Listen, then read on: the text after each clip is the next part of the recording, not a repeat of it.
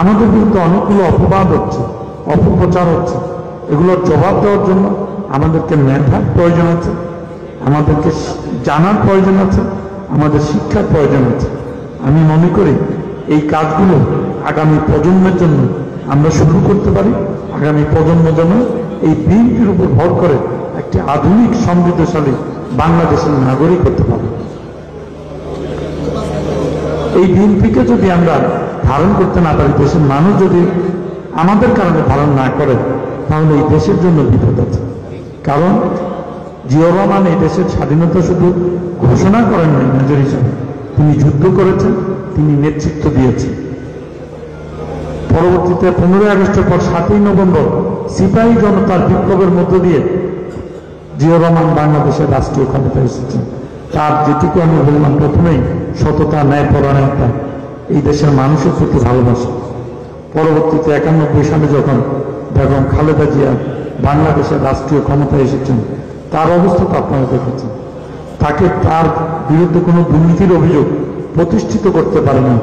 2 কোটি টাকা ইতিমের আত্মসাৎ করে বলে তাকে মামলার আসামি করা হয়েছে, সাজা দেওয়া হয়েছে। তিনি এই দেশ ত্যাগ করেন নাই, এই দেশেই ছিলেন। ওই 2 কোটি টাকা কেউই আত্মসাৎ করেনি। ওই 2 কোটি টাকা এখন ব্যাংকে 13 কোটি টাকা হয়েছে। এটা হলো ফেসিবাদের একটা ষড়যন্ত্র।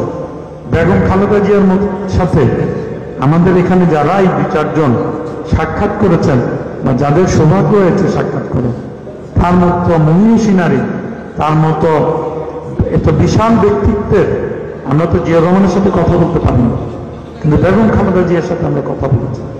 বিশাল ব্যক্তিত্বের এই মহিলার সান্নিধ্যে যারা এসছেন, তারা তাকে জীবনে কখনো ছোট করে কথা বলতে পারবেন না।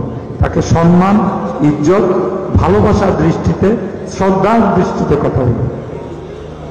আর আমাদের আজকে যে নেতাকে নিয়ে কথা বলেছে, একটা জিনিস মনে রাখবেন, এই নেতাকে আমরা জিয়াউর রহমানের পূর্বের স্ত্রী, রাষ্ট্রপতি হওয়ার আগে পূর্বের স্ত্রী জানি না, অথবা বেগম খালেদা জিয়াকে আমরা শুধুমাত্র জিয়াউর রহমানের স্ত্রী হিসেবে চিনি, তার বাবার কুলকে আমরা চিনি না। কিন্তু দুজনের ক্ষেত্রে যে সফলতা অর্জন করেছেন, সেই 2 সফল ব্যক্তির সন্তান কিন্তু তারুণ্যের অহংকার তারেক রহমান। সুতরাং সে কোন পর্যায়ের, কত বড় মাপের দেশপ্রেমিক, কত বড় মানের তার সহিত দেশকে পরিচালনা করতে পারবেন, এটা যদি আপনারা একটু চিন্তা করেন, সেটা আমাদের কল্পনার বাহিরেরও বিষয় হবে বলে আমার একটি দৃঢ় বিশ্বাস। কারণ এই তারেক রহমানকে আমি যতটুকু এই স্বল্প সময়ের মধ্যে চিনেছি, আজকে যারা চাঁদাবাজি, মাস্তানি বিএনপির নামে করছেন, এখানে আমাদের সক্রিয় যারা ফ্যাসিবাদ বিরোধী আন্দোলনের সময় বলেছিলেন, এই ধরনের 2-4 জন থাকলেও থাকতে পারবে, কিন্তু উড়ে এসে জুড়ে বসা লোকজনই কিন্তু এখানে বেশি। আজকে আমরা আমাদের দলের এই ধরনের যারা আছে তাদেরকে আমরা বহিষ্কার করছি।